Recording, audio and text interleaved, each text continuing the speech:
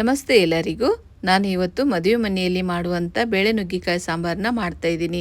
ರುಚಿ ಮಾತ್ರ ಅದ್ಭುತವಾಗಿರುತ್ತೆ. ನೀವು ಮದುವೆ ಮನೆಯಲ್ಲಿ ಊಟ ಮಾಡಿರ್ತೀರ ಅದೇ ಟೇಸ್ಟನ್ನು ನಾವು ಮನೆಯಲ್ಲೇ ಮಾಡ್ಕೋಬೋದು. ಏನೂ ಡಿಫ್ರೆನ್ಸ್ ಇರೋದಿಲ್ಲ, ಅಷ್ಟು ಸುಲಭವಾಗಿ ಮಾಡ್ಕೋಬೋದು. ಹಾಗಿದ್ರೆ ಬನ್ನಿ ಯಾವ ರೀತಿ ಮಾಡೋದಂತ ನೋಡೋಣ.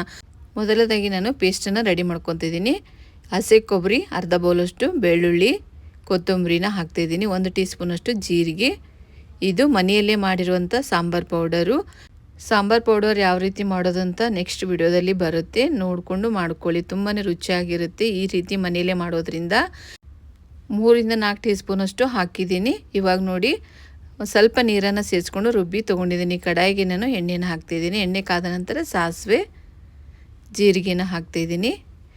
ಇವಾಗ ಕರಿಬೇವನ್ನ ಹಾಕಿ ಒಂದು ದೊಡ್ಡ ಸೈಜಿನ ಈರುಳ್ಳಿನ ದೊಡ್ಡ ಸೈಜಲ್ಲಿ ಕಟ್ ಮಾಡಿ ಹಾಕ್ತಾಯಿದ್ದೀನಿ. ನೋಡಿ ಈ ರೀತಿ ಕಟ್ ಮಾಡಿ ತೊಗೊಳ್ಳಿ.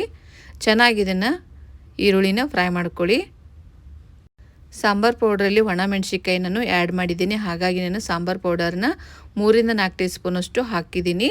ಇವಾಗ ಅರಿಶಿನ ಹಾಕ್ತಾಯಿದ್ದೀನಿ. ಚೆನ್ನಾಗಿ ಇದನ್ನು ಮಿಕ್ಸ್ ಮಾಡಿ ತೊಗೊಳ್ಳಿ. ಇವಾಗ ನೋಡಿ ನುಗ್ಗೆಕಾಯಿನ ತೊಗೊತಾ ಇದ್ದೀನಿ ಕಟ್ ಮಾಡಿ. 5 ನುಗ್ಗೆಕಾಯಿನ ಕಟ್ ಮಾಡಿ ಹಾಕ್ತಾಯಿದ್ದೀನಿ.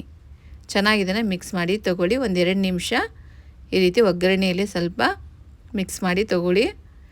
ಇವಾಗ ಉಪ್ಪನ್ನು ಹಾಕ್ತಾಯಿದ್ದೀನಿ. ಹಾಕಿ ಕರೆಕ್ಟಾಗಿ ಮಿಕ್ಸ್ ಮಾಡಿ ತೊಗೋತಿದ್ದೀನಿ. ಇದರಲ್ಲಿ ನಾನು ವಿಡಿಯೋನ ಅಪ್ಲೋಡ್ ಮಾಡ್ಬೋದಿತ್ತು, ವಿಡಿಯೋ ಲೆಂದಿ ಆಗುತ್ತೆ ಅಂತ ಹಾಕಿಲ್ಲ. ಇವಾಗ ಕರೆಕ್ಟಾಗಿ ಮಿಕ್ಸ್ ಮಾಡಿ ಇವಾಗ ನೋಡಿ ನಾನು ಬಿಸಿನೀರನ್ನ ಆ್ಯಡ್ ಮಾಡ್ತಾಯಿದ್ದೀನಿ. 3 ಕಪ್ಪಷ್ಟು ಬಿಸಿನೀರನ್ನ ಹಾಕ್ತಾಯಿದ್ದೀನಿ. ಸಣ್ಣ ಕಪ್ಪಿಂದ 3 ಕಪ್ಪಷ್ಟು ಹಾಕ್ತಾಯಿದ್ದೀನಿ. ಹಾಕಿ ಕರೆಕ್ಟಾಗಿ ಇದನ್ನು ಮಿಕ್ಸ್ ಮಾಡಿಕೊಂಡು ಒಂದು 10 ನಿಮಿಷ ನುಗ್ಗಿಕಾಯಿ ಬೇಯಬೇಕು. ಅದಕ್ಕೋಸ್ಕರ ಇದು ಲಿಡ್ ಕ್ಲೋಸ್ ಮಾಡಿ ಇಡ್ತಾಯಿದ್ದೀನಿ 10 ನಿಮಿಷ. ಇವಾಗ 10 ನಿಮಿಷ ಆಗಿದೆ ನೋಡಿ, ನುಗ್ಗೆಕಾಯಿ ಚೆನ್ನಾಗಿ ಬೆಂದಿವೆ. ಇವಾಗ ರುಬ್ಬಿರುವಂಥ ಪೇಸ್ಟನ್ನು ಇದಕ್ಕೆ ಸೇರಿಸ್ತಾ ಇದ್ದೀನಿ. ಟೊಮೆಟೊ ಹಾಕ್ತಾಯಿದ್ದೀನಿ, 4 ಟೊಮೆಟೊ, 2 ಟೀ ಸ್ಪೂನಷ್ಟು ಹುಣಸೆ ರಸನ ಹಾಕ್ತಾಯಿದ್ದೀನಿ. ಇವಾಗ ಬೇಯಿಸ್ಕೊಂಡಿರುವಂಥ ಬೇಳೆನ ಹಾಕ್ತಾಯಿದ್ದೀನಿ. ಹಾಕಿ ಕರೆಕ್ಟಾಗಿ ಮಿಕ್ಸ್ ಮಾಡಿ ತೊಗೊಳ್ಳಿ. ಇವಾಗ ನಾನು ಟೊಮೆಟೊ 4 ಹಾಕಿರೋದ್ರಿಂದ 2 ಟೀ ಸ್ಪೂನಷ್ಟು ನಾನು ಹುಣಸೆ ರಸನ ಹಾಕಿರೋದು. ಟೊಮೆಟೊ ಹುಳಿ ಇತ್ತು ಅಂದರೆ ಕಡಿಮೆ ಹಾಕ್ಕೊಳ್ಳಿ ಹುಣಸೆ ರಸನ.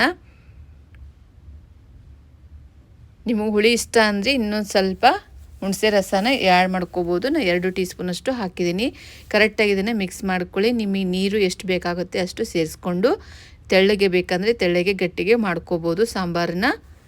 ಇವಾಗ ನೋಡಿ ನಾನು ರುಬ್ಬಿರುವಂಥ ಜಾರಿಗಿನ ಸ್ವಲ್ಪ ನೀರನ್ನು ಹಾಕಿ ಇದಕ್ಕೆ ಸೇರಿಸ್ತಾ ಇದ್ದೀನಿ. ಆದಷ್ಟು ಸ್ವಲ್ಪ ತೆಳ್ಳಗೆ ಮಾಡಿಕೊಂಡ್ರೆ ಕುದ್ದು ಆನಂತರ ಇದು ಗಟ್ಟಿಯಾಗುತ್ತೆ. ಅದಕ್ಕೋಸ್ಕರ ಕರೆಕ್ಟಾಗಿ ಇದನ್ನು ಮಿಕ್ಸ್ ಮಾಡಿ ತೊಗೊಳ್ಳಿ. ಇವಾಗ ನೋಡಿ ರುಚಿಗೆ ತಕ್ಕಷ್ಟು ಉಪ್ಪನ್ನು ಹಾಕ್ತಾಯಿದ್ದೀನಿ. ಇನ್ನೊಂದು ಸ್ವಲ್ಪ ನೀರನ್ನು ಸೇರಿಸ್ತಾ ಇದ್ದೀನಿ.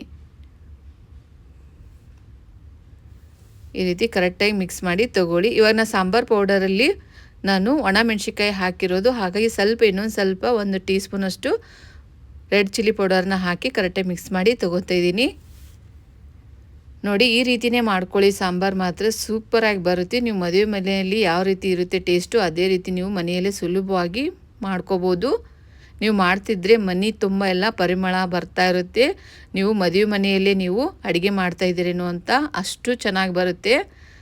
ನೋಡಿ ಎಷ್ಟು ಚೆನ್ನಾಗಾಗಿದೆ ಅಂತ, ತುಂಬಾ ಚೆನ್ನಾಗಿರುತ್ತೆ. ಈ ರೀತಿ ಮಾಡ್ಕೊಳ್ಳಿ. ಇವಾಗ ನೋಡಿ ಲಿಡ್ ಕ್ಲೋಸ್ ಮಾಡಿ 5 ನಿಮಿಷ ಕುದಿಸ್ಕೋಬೇಕು ಇದನ್ನು. ಇವಾಗ ನೋಡಿ 5 ನಿಮಿಷ ಆಗಿದೆ, ಚೆನ್ನಾಗಿ ಸಾಂಬಾರು ಕುದ್ದಿದೆ ನೋಡಿ. ತುಂಬಾ ಸೂಪರ್ ಆಗಿರುತ್ತೆ. ಇದರ ಪರಿಮಳ ಮಾತ್ರ ಮನೆ ತುಂಬಾ ಇರುತ್ತೆ. ನೀವು ಮದುವೆ ಮನೆಯಲ್ಲಿ ಬಂದಿದ್ದೀರೇನೋ ಅಂತ ಅನಿಸುತ್ತೆ ನೋಡಿ, ಅಷ್ಟು ಚೆನ್ನಾಗಿ ಬರುತ್ತೆ. ಕರೆಕ್ಟಾಗಿ ಇವಾಗ ನಾನು ಸ್ಟೋವ್ನ ಆಫ್ ಮಾಡಿದೆ ನೋಡಿ ಎಷ್ಟು ಚೆನ್ನಾಗಿ ಬಂದಿದೆ ಅಂತ. ವಿಡಿಯೋ ಇಷ್ಟ ಆಯಿತು ಅಂದರೆ ಲೈಕ್ ಮಾಡಿ, ಶೇರ್ ಮಾಡಿ ಮತ್ತು ಸಬ್ಸ್ಕ್ರೈಬ್ ಫಾಲೋ ಮಾಡೋದನ್ನು ಮರಿಬೇಡಿ. ಇವಾಗ ನೋಡಿ ತೋರಿಸ್ತಾ ಇದ್ದೀನಿ ಎಷ್ಟು ಚೆನ್ನಾಗಿ ಬಂದಿದೆ ಅಂತ. ಟೇಸ್ಟ್ ಮಾತ್ರ ಅದ್ಭುತವಾಗಿರುತ್ತೆ. ನೀವು ಸಹ ಟ್ರೈ ಮಾಡಿ ನೋಡಿ, ಸೂಪರಾಗಿ ಬರುತ್ತೆ. ಮದುವೆ ಮನೆಯಲ್ಲಿ ಮಾಡುವಂಥ ಬೇಳೆ ಸಾಂಬಾರು ಸಖತ್ತಾಗಿ ಬಂದಿದೆ. ಬೇಳೆ ನುಗ್ಗೆಕಾಯಿ ಸಾಂಬಾರು ಸೂಪರಾಗಿ ಬಂದಿರುತ್ತೆ. ನೀವು ಸಹ ಟ್ರೈ ಮಾಡಿ ನೋಡಿ. ಮತ್ತೆ ಭೇಟಿಯಾಗೋಣ ಮುಂದಿನ ರೆಸಿಪಿ ಒಂದಿಗೆ. Thank you for watching.